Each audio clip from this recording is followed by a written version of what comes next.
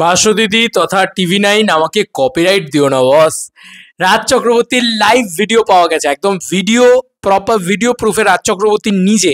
এতদিন যা এসছিল সব নিউজ মাধ্যমে আসছিল, তো সেখানে সবাই বলছিল যে এটা রাজ চক্রবর্তী বলেইনি, এটা নাকি এবিপি ফেক করছে বা ফেক কথা বলছে। তো চল ভাই, এবার রাজ চক্রবর্তী অফিসিয়ালি স্টেটমেন্ট দিয়েছে অন ভিডিও, অন পাবলিক, মানে পার্সোনাল ফিজিক্যাল, সে ভিডিও স্টেটমেন্ট দিয়েছে দেব শুভশ্রীর ইভেন্টটাকে নিয়ে। তো আমার মনে হলো যে এটাকে ইমিডিয়েটলি দেখানো উচিত, আর ভাস্বদিদি ছেড়েছে, টিভি9 প্রপক্ষ থেকে এসছে। থ্যাঙ্কস টু টিভি9, থ্যাঙ্কস টু ভাস্বদী দি, কারণ এই জিনিসটা নাহলে আসতো না, মানে আমাদের চোখের সামনে।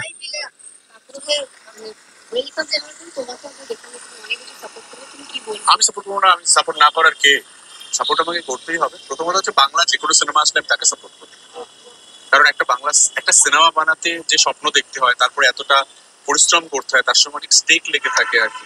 তো আমি চাই সব বাংলা সিনেমা, সব সিনেমাই, শুধু বাংলা না, যে কোনো কাজ, ক্রিয়েটিভ কাজই সাকসেসফুল হোক। বিশেষ করে বাংলা সিনেমার ক্ষেত্রে বলতে পারি, যেহেতু আমি বাংলা সিনেমা বানাই। এবং ধূমকেতুর ব্যাপারে বলতে পারি যে ধূমকেতু একটা স্বপ্নের প্রজেক্ট কৌশিক গাঙ্গুলির। কৌশিক দা তখন থেকে বলতো যে এই সিনেমাটা রিলিজ হওয়া দরকার, এই সিনেমাটা আমি একটু অন্যরকম ভাবে বানিয়েছি।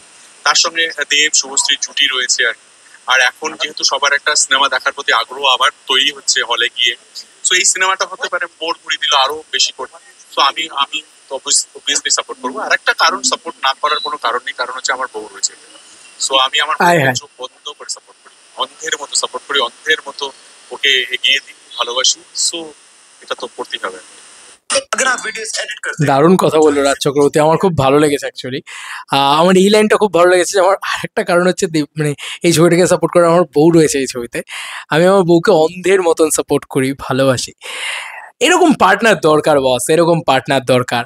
নাহলে সত্যি বলে না যে প্রত্যেকটা সাকসেসফুল মহিলার সাকসেসের পিছনে আসল দায়ী একজন পুরুষ।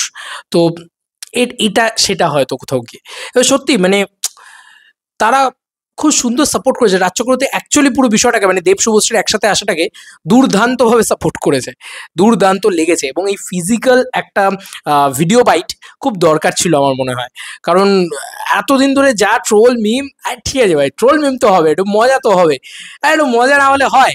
মানে লাইফ ইজ এন্টারটেনিং, মানে এত এত বুড়ো হয়ে যাচ্ছিলাম নাহলে আমরা। দেব শুভশ্রী এসে আবার আমাদের নতুন করে প্রেম করতে শিখিয়েছে, দেব শুভশ্রী একসাথে এসে আবার আমার নতুন করে মানে ইয়াং বয়সে ফিরিয়ে নিয়ে যাচ্ছে, অল্প বয়সে পুড়িয়ে যাচ্ছিলাম নাহলে আমরা। ভাই কি ভাবছিলাম, কত ভাই ইএমআই এই ওই সেই, কত বেশি সিরিয়াস হয়ে যাচ্ছিলাম লাইফে। দেব শুভশ্রী এসে আবার, দেবদা বললো 10 বছর আগে দেব এখনো 10 বছর আগের দেবই রয়েছে, দেব বদলায়নি। তো এইটা একটা খুব সুন্দর কথা, মানে কোথাও গিয়ে আমাদেরকেও আবার চেয়ার আপ করলো যে ভাই সারাক্ষণ এগুলো থেকে বেরিয়ে একটু জীবনে এনজয় করো, জীবনে একটু আনন্দ করো। সেই আনন্দটা কোথাও গিয়ে ফিরে পেয়েছি আমরা, এটা তো বলতেই হবে। তবে রাজ চক্রবর্তীর এই স্টেটমেন্ট অ্যাকচুয়ালিতে প্রচণ্ড প্রচণ্ড কি বলবো, একটা কি বলে ওয়েলকামিং, প্রচণ্ড ওভারওয়েলমড একটা আর কি যেন বলে স্টেটমেন্ট আর কি, দুর্দান্ত লেগেছে। এই ভিডিও বাইটটা খুব দরকার ছিল, এই ভিডিও বাইটটা পেয়ে আমরা প্রত্যেকে প্রচণ্ড খুশি হয়ে গেছি। এবং আমরা এই ট্রায়াঙ্গেলটাকে আবার দেখতে চাই একসঙ্গে। এই ট্রায়াঙ্গেলেরই হাত দিয়ে বেরিয়েছে চ্যালেঞ্জ, যেটা আমাদের এত প্রিয় একটা ছবি।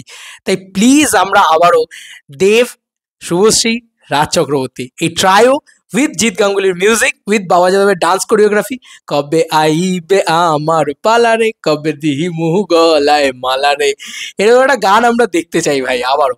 এবং যদিও রোমিওর গান, ওটা রাজ চক্রবর্তীর ডিরেকশন হয়, তাও আমি বলবো যে এরকম একটা কিছু হোক আবার।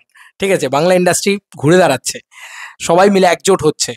আমি চাইবো যে রাজ চক্রবর্তীও যেন মমতা ব্যানার্জির কাছে, মুখ্যমন্ত্রীর কাছে অনুরোধ জানান যে বাংলা চলচ্চিত্রকে বাঁচাতে হবে, এখানে এই নো শো শেয়ারিং চলবে না ভাই। সমস্ত টলিউডের সবাই এক হচ্ছে শুধুমাত্র দেব শুভশ্রীর জন্য।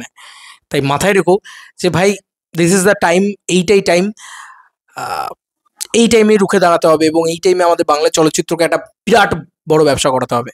কে বলতে পারে যে ধূমকেতু 30 কোটি টাকা পার করে দিল?